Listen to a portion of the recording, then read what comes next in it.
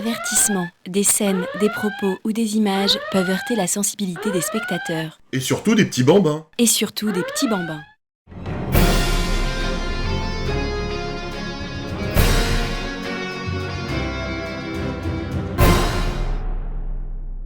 Salut mes petits farfadets du Tumescent. Vous avez été nombreux à me demander de poursuivre mes odieuses analyses des aventures de Miss Marvel à l'époque où la louloute était une véritable guerrière du dernier cri dans les comics et pas le porte-étendard de toutes les revendications sorties des tréfonds de mon fiacre comme on aime en avoir actuellement. Après avoir analysé avec vous les 3 premiers albums de Miss Marvel chez Haredi durant l'année 1980, j'ai envie de vous faire un nouveau gros plaisir avec la bouche en commentant de ma voix sensuelle et suave qui excite beaucoup de dames en Asie orientale, mais je m'égare de Montparnasse. Or donc parlons du 4e album Haredi, sorti de façon aussi discrète que subrogative au premier trimestre 1981 et regroupant les Miss Marvel 9 à 12 édités en Amérique en septembre et décembre 1977. Toutefois aujourd'hui je ne traiterai que des épisodes 9 et 10 car ils forment un arc bien différent des épisodes 11 et 12 que je traiterai bien évidemment une prochaine fois. Allez, installez-vous douillettement pour suivre cette vidéo car rien ne vaut un fauteuil confortable, un bon petit comics entre les mains et une bonne petite pipe.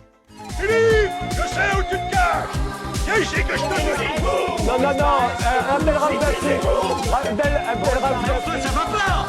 Mais c'est juste insupportable. Arrêtez. Les Miss Marvel 9 et 10 sont donc sortis en septembre et octobre 1977 et Haredi nous les a proposés dans cet album à la couverture rougeoyante portant le titre de L'Oiseau de Mort. Toujours ce sens de la formule putaclic dans la maison de Tourcoing et comme vous pouvez le constater, la couverture est totalement hors sujet avec Miss Marvel enfermée dans une gangue de cristal avec à l'arrière-plan la sorcière Hécate. Quel déconneur ces gens de Tourcoing, ils ne sont pas les derniers pour amuser la galerie. Au scénario, on a Magic Chris Claremont accompagné au dessin par Case Pollard dans le 9e épisode et Sal Buscema dans le 10e, tandis qu'à l'ancrage c'est plutôt Sam Gringer et Joe Synott dans le premier travail, puis Tom Palmer pour l'épisode 10. Alors tout de suite tu remarqueras ma gueule que la couverture de cet épisode 9 nous montre un changement dans la tenue de la Belle en cuisse. À partir du numéro 9, son costume n'a plus de midriff exposé avec des bas de bikini. Tu sais cette nouvelle tendance que portent nos adolescentes actuellement? Non là c'est fini, Miss Marvel cache son ventre. Bien sûr la coquinette porte toujours des shorts courts, mais elle revêt quand même un costume moins sexy d'après les plaintes de l'époque. Les Amerlocs me font rire. Toujours puritains de façade, mais gros pervers à la maison. Les mecs qui disent qu'ils ne se sont pas polis le sgegos rutilant devant la jolie Miss Marvel sont des gros hypocrites du cul. Après cette remarque inutile, j'attire votre attention sur le fait que Miss Marvel porte toujours son écharpe à la con, ce qui continue de lui causer des ennuis comme nous le verrons plus tard. Une note de l'éditeur sur la page des lettres, quelques numéros plus tard, indiquera que la raison était uniquement pour des problèmes de production, c'est-à-dire qu'il était difficile de dessiner et de colorier un tel costume. Et tes couilles sur mon front, ça fera un dindon. elle est pas mal, hein, celle-là. Hein. Bon allez, on se calme, hein, on a eu un petit moment d'euphorie là, mais reprenons notre sérieux.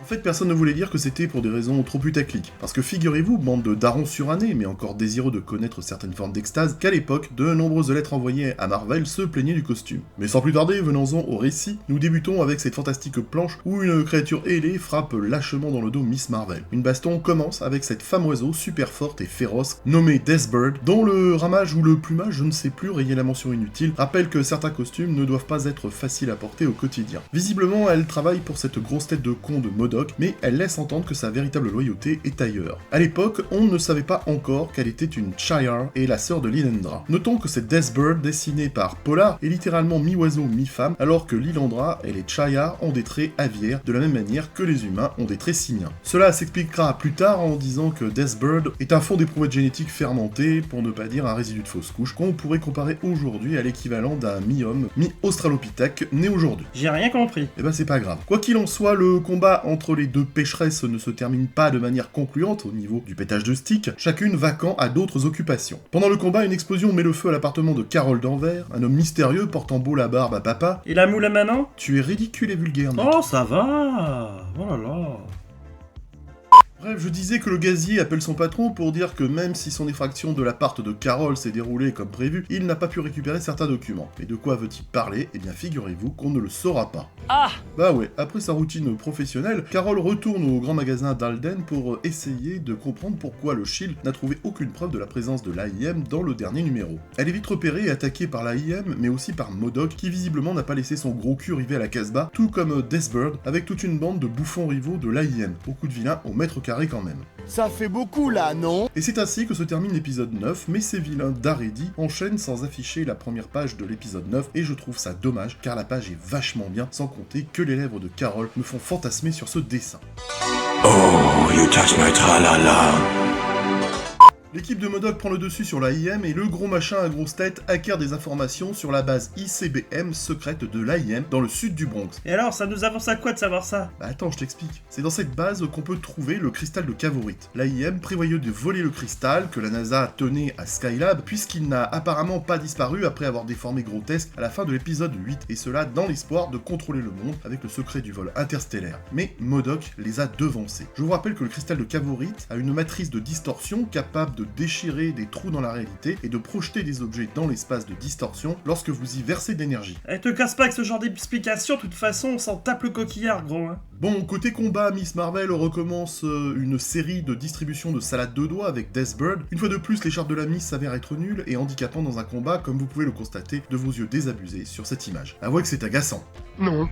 Bah si, depuis le temps qu'elle se fait écharper par le bout rouge, elle devrait quand même enlever ce truc inutilement dangereux. Alors que Miss Marvel et Deathbird s'affrontent, MODOK tente de s'échapper dans une fusée dont le décollage ne peut que tuer Miss Marvel et Deathbird. Mais après avoir survécu à l'explosion, contrairement apparemment à Deathbird, Miss Marvel appuie avec désinvolture sur un gros bouton complice du scénario où il est écrit « Annulé » sur le mur de la zone de lancement de la fusée, détruisant la fusée de MODOK. Putain, je suis en apnée. Cependant, MODOK parvient d'une manière ou d'une autre à s'enfuir. Malgré le manque d'explications sur sa capacité de survivre, on fermera les yeux en disant « Ta gueule, c'est quantique, ça ne s'explique pas ». Ainsi donc, nous assistons avec plaisir à l'un de ces nombreux épisodes de Miss Marvel, généreux en baston, avec virilité d'ailleurs pour des nénettes, qui sont esthétiquement bien sculptés du boops et du Q, et les visages crispés et les distorsions des corps nous montrent toute la violence de l'affrontement. Les lolottes ne sont pas là pour se faire des langues sous la douche, ou même s'aimer dans les fesses, et cela pour notre plus grand plaisir. Ah oui les filles, allez-y, montrez-moi tout.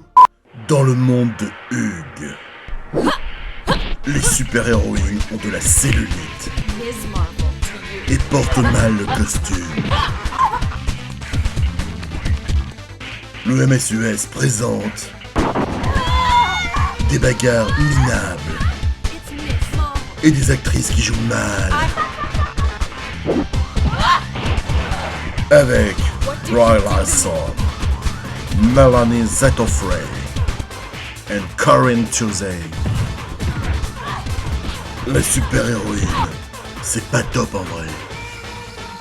Un arc narratif bien sympathique qui passe crème et qui fait vraiment le café. Dites-moi dans les commentaires ce que vous pensez de cet arc narratif, et éventuellement que vous m'aimez encore, ça fait pas mal au sein et ça réchauffera mes soirs d'automne quand dans mon cœur ne passe personne. Oh, bébou. La prochaine fois je vous parlerai de la seconde partie de ce 4e album d'Aredi, et en attendant prenez soin de vous, lâchez un pause blow pour me montrer que vous m'aimez encore. C'était Bob Zombie, le prince de la bulle de love dans le tube, à très bientôt les geeks. Philippe, je sais où tu te caches. Viens ici que je te bute, enculé. Non, non, laissez-le. Non, appelle remplacé. Ça va pas. Mais c'est juste insupportable. Arrêtez.